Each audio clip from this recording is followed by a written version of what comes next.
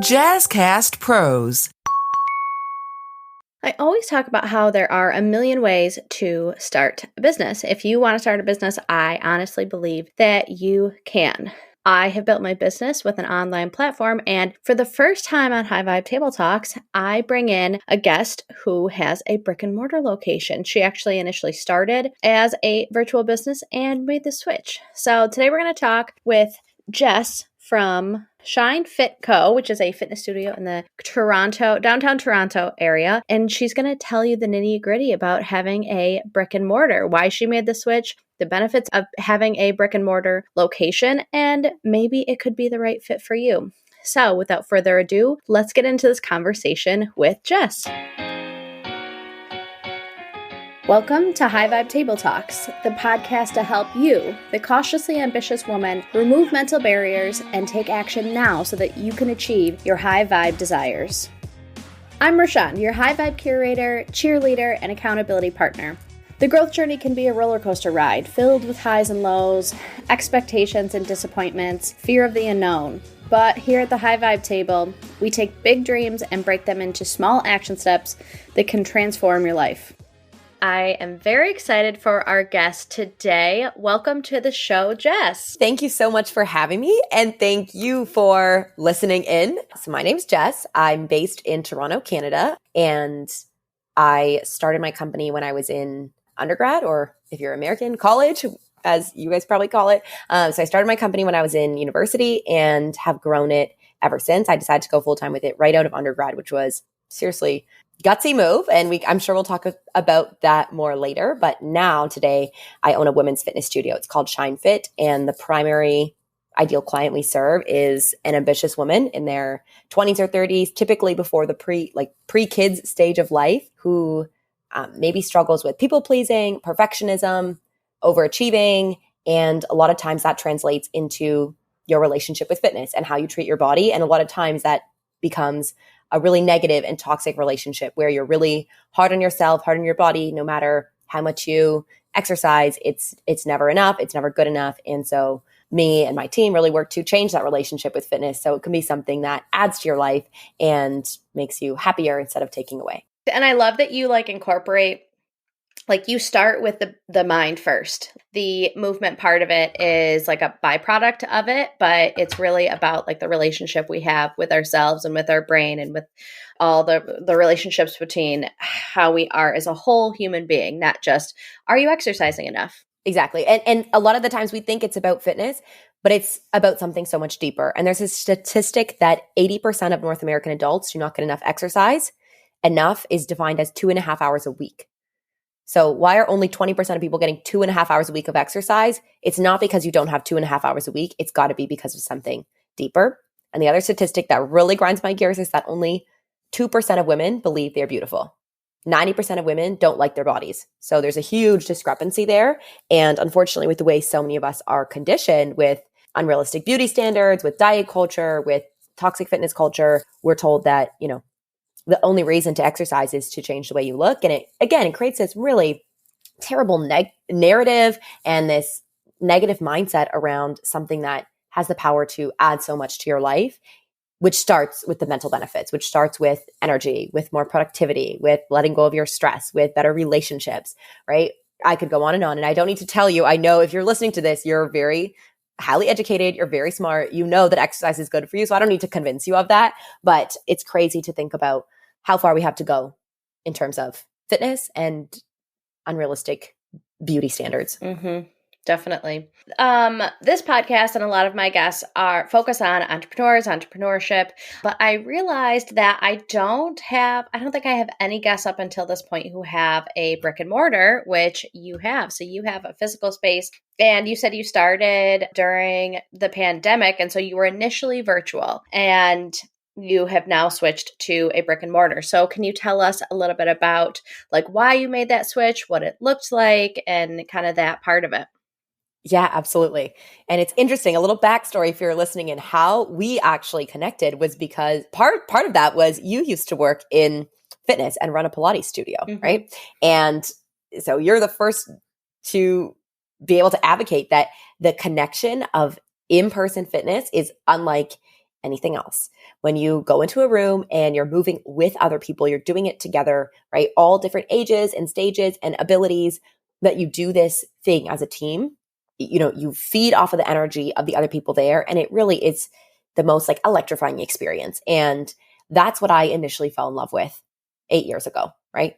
As a participant, I was a competitive dancer my whole life. I stopped in high school and then I got into group fitness, and I just fell in love with it because it is so fun and it's social and it's upbeat and there's music and there's other people. And I loved the energy, the atmosphere, right? So that was kind of the prequel of going into my business. And I became a group fitness instructor. I was teaching for my school's gym. And then the pandemic hit and I started teaching online. And I grew this online community, and it turned into this. People were like, can I pay you? Can I pay you? And I was like, oh, I was just doing it for fun, but I guess. And I started charging like $5 a week. Like that's literally where I started.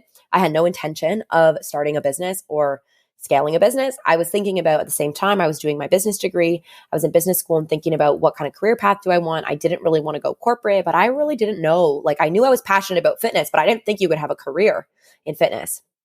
So flash forward, I actually grow this online business, and then that started, and I was like, okay, I'm going to do this. Like the brand is there, the messaging is there, the mission is there.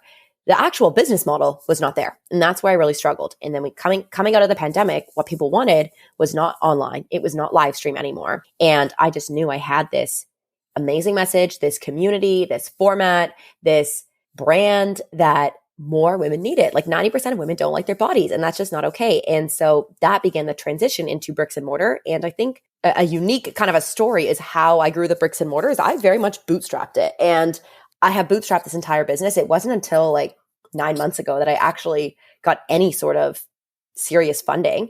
So it was like I saved money to paint the walls. I did not open it in the way that most traditional bricks and mortar businesses are open. And I wouldn't necessarily recommend bootstrapping a bricks and mortar business. Like if you're listening to this, and you're like, oh, like I can bootstrap it too. Like send me a message. Let's talk. Because I would not, knowing what I know now, don't do that. It's extremely, the overhead is just so high. So again, like maybe don't do it the way I went about doing it. Yeah, we'll leave it at that. But I have experience running both online business and bricks and mortar. They're very different. I know online business is all the rage right now because it's unlimitedly scalable and you can have clients from all over the world and you can make money from your phone, et cetera, et cetera, et cetera. And this is like all the rage. But in terms of bricks and mortar, it makes more sense to me. I can understand a capacity. I can understand that there are physically 10 spots in a class. And so you need to have X pricing to make that class profitable. You only can have so many classes a week on the schedule to make the business profitable, or to make sure that your costs aren't too high. So that's something that just never clicked for an online business for me. I didn't have an idea of my capacity, and my prices were way too low for the services I was trying to have. Again, coming back to did not have a proper business model. And now I have that. And bricks and mortar has enabled me to have that in a way that makes sense to me. And I can understand you can't be working all the time, which I was when I was online, that there's certain hours of operation in a day, right? Which I didn't have. There's only so many meetings you can take in a day and physically be there and present. Right. So it has been much better for me personally. And who knows, maybe I'll expand online in the future, but I love it. I think it's so fun. I literally sometimes feel like, when you're a kid and you're playing store and you're like, I'm going to open a store one day, and you're like playing with I feel like I'm a kid, like playing fitness studio. And I'm like, this is crazy. Like I have my key and I got to go open my studio and like clean the floors. Like I feel like a kid playing fitness studio. And I think it's also obviously not all fun and games. Like, I have to like resign my commercial lease and like deal with like insurance and liability and obviously all the adult things. But I love leaving the house and going, and this is what works for me. And this is what I encourage all entrepreneurs or aspiring entrepreneurs. Instead of focusing on what's trendy or what has, what's the best margins or what's cool right now, what's everyone else doing, what are all the online internet business gurus saying, right? Focus on what do you want? What's involved in your dream day? Like if you could wake up and do the same thing over and over every single day, because that's businesses, 90% of your days are going to actually be quite similar, doing the grind, doing the repetitive day in, day out. And, if that looks like staying at home and working from your phone and on your couch in your pajamas, then start an online business. And if you're like, I would go stir crazy like me, if I was at home, not seeing real people in real life every single day, then maybe don't try to have a fully online business. And there's infinite number of ways to be successful in business. So you want to find the one that's going to be the best fit for what you want. you hear a lot like niche down, niche down, niche down. And as someone who has like an online business, sometimes I feel like I'm screaming into the void because there are so many people who could be my clients. And when you have a brick and mortar that is in a physical location, you're like, well, I can't attract people from California because they're never going to get here. So I need to focus on Toronto based people or people who live within 6 blocks of my studio. So it really kind of helps. And like you said, the aspect of I have 10 spots. How do I fill these 10 spots versus like I could have 100 people or I could have 2. Like it leaves a lot of ambiguity into what you want your focus to be, how you want to market. So it's definitely different. Yeah, it's so true. It actually does help you narrow down and focus, especially in the early stages, which I think that's what you need to do. Yeah, and it's a lot of trial and error. Like I always say that so much of the beginning part of your business is figuring out the type of business you don't want to have, the type of business owner you don't want to be, the things that you don't enjoy. And that trial and error, like people are like, oh, this isn't meant for me, or I messed up, or like, no, that is part of the process. Like I really think all entrepreneurs go through that process of I don't enjoy this part of it. How do I pivot and embracing the pivot for like, I think I want to go physical, have a brick, whatever that looks like. Yeah.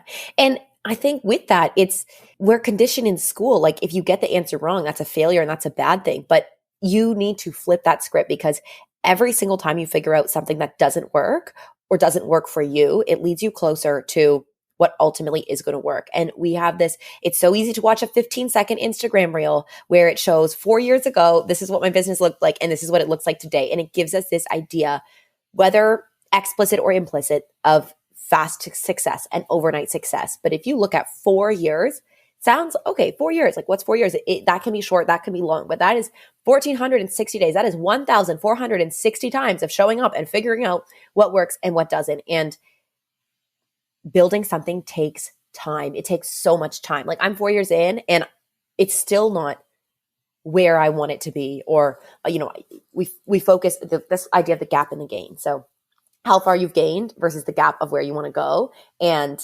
sometimes, especially if you have big ideas and big dreams, where you are is so far from where you want to go that it's easy to discount how far you've already come.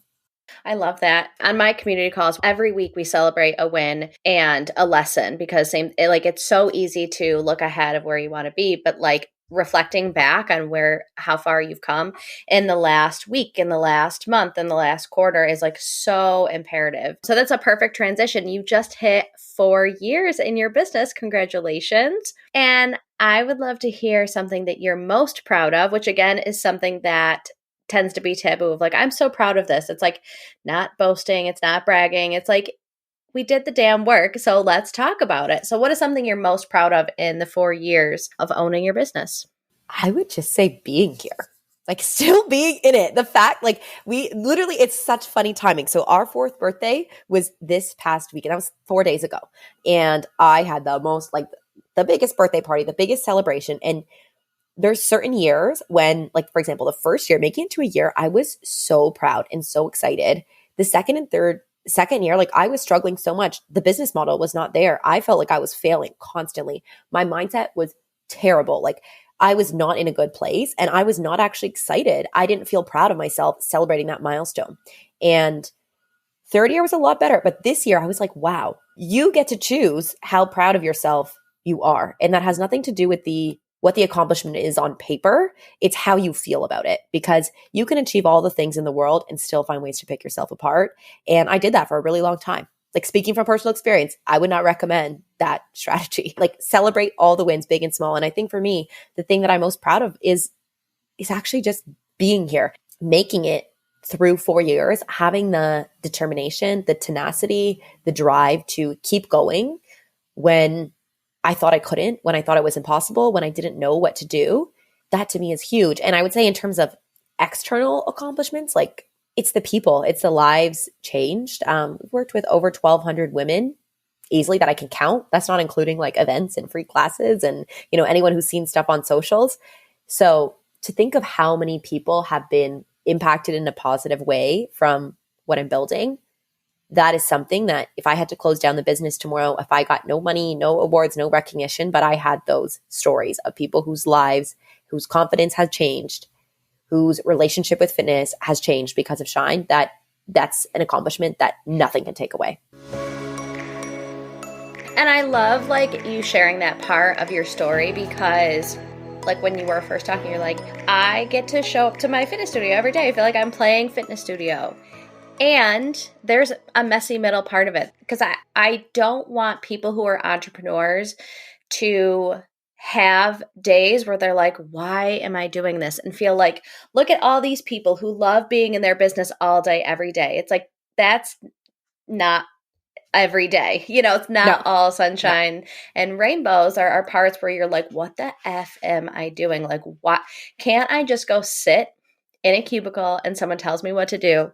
But like then a week later, something huge happens, or you just continue to show up and find the spark, the joy, the shine of it again. It's so true. And I think it's such a weird dichotomy of, it should be fun. It should be easy, like to let go of this idea of hustle culture and that you have to grind, you have to work, 25 hours a day, 8 days a week in order to be successful. It should suck. It should be hard. And it's like, how can we reject hustle culture while still honoring and recognizing that some days straight up suck, right? Not every day should suck, but there's going to be days. I still have days. They get less and less throughout time of I'm failing. I shouldn't be doing this. I want to quit. Why did I do this? What the hell was I thinking? Right? That voice has gotten quieter and quieter, but it's still there sometimes, right? And it gets faster to shut down or to reframe the circumstances of like, okay, maybe you're feeling this way because you took on too much or you took on the wrong things or, let's let this go. So it's a weird dichotomy of the letting go of hustle culture while still recognizing that like not every day is sunshine and rainbows. Yeah. Just like movement is a practice, that mindset piece of it is a practice too. And so you're not going to be good at it when you first start it. But the more you use those muscles, the more you use that part of your brain to just be like, okay, I'm good. I'm good. You'll get better at it. So I see on your Instagram, you talk a lot about women struggling with imposter syndrome, fear of failure, fear of rejection. And I think you have done a lot of work to kind of push through that for yourself as a business owner. So how do you practice that mindset? How do you get through those? One of my favorite quotes is starting a business is the best personal development journey you'll ever go on. And you might just make some money too. And I giggle at it every time in terms of how did I work through it? Like it is constant work, overcoming imposter syndrome, perfectionism, people pleasing, overachieving, not feeling good enough. It's not something you just fix overnight. Like it is a constant work in progress. And it started with starting a morning routine. I think I started with the book Miracle Morning by Hal Elrod.